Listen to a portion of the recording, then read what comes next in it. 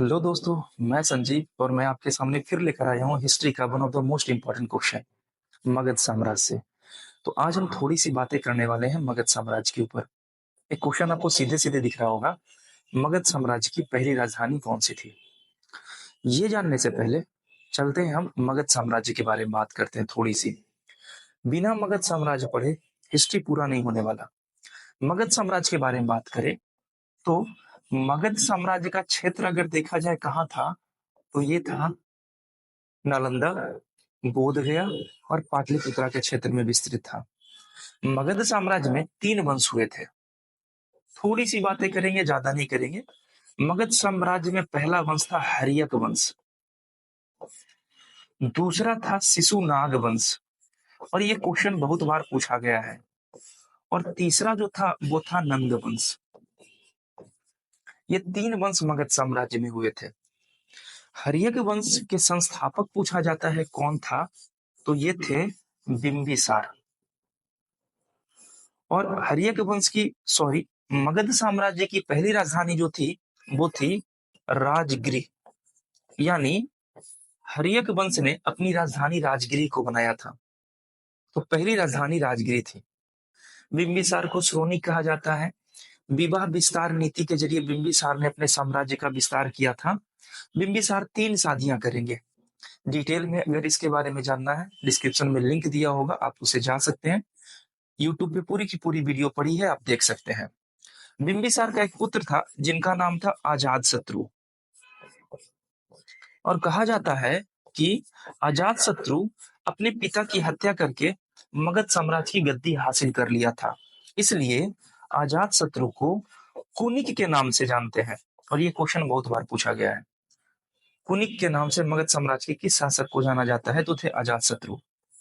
अजात शत्रु का पुत्र था जिसका नाम था उदाइन। और यह भी कहा जाता है कि उदाइन भी अपने पिता की हत्या करेंगे और हत्या करके मगध साम्राज्य की गद्दी ले लेंगे। उदाइन क्या करेगा? पाटलिपुत्र का निर्माण करेगा। और यहाँ पे बहुत बार पूछा गया है कि पाटलिपुत्र का निर्माण कौन करता है, तो उदाइन करता है। और इसने अपनी राजधानी भी पाटलिपुत्र को ही बनाया था। तो यह भी क्वेश्चन पूछा जाता है कि मगध साम्राज्य के उस शासक का नाम बताइए जिसने अपनी राजधानी पाटलिपुत्र बनाया था, तो वो था उदाइन। पाटलिपुत्र के बारे में यह भी पूछा जाता है कि ये किस नदियों के संगम पर था, तो ये सोन और गंगा नदियों के संगम पर स्थित है। इसका अंतिम शासक के बारे में बात करें तो हर्यक वंश का अंतिम शासक था नागदशक। नागदशक और नागदशक की हत्या कर देगा शिशुनाग, और एक नए वंश की स्थापना करेगा शिशुनाग वंश। शिशुनाग वंश के अगले शासक होंगे कालाशोक। और कालाशोक के समय में दूसरी बौद्ध संगति का आयोजन किया जाएगा। और कहाँ किया जाएगा? तो ये किया जाएगा हमारा पाटलिपुत्र में। जबकि पहली बौद्ध संगति का आयोजन अजात शत्रु के शासनकाल में होगा, राजगिरी में। कालाशोक को पटना में मार दिया जाएगा चाकू मार के। और इसके बाद एक नए वंश की स्थापना की जाएगी जो होगा नंद वंश। नंद वंश में शासक होते हैं, एक तो होता है हमारा धनानंद, महापद्मनंद। महापद्म नंद ये शासक होता है। और एक होता है धनानंद। कहा जाता है नंद वंश का सबसे शक्तिशाली शासक कोई था, तो वो था महापद्मनंद। अब एक राजधानी हमारी हुई थी राजगिरी, दूसरी पाटलिपुत्र। शिशुनाग जब गद्दी पर बैठता है तो अपनी राजधानी बनाता है वैशाली को।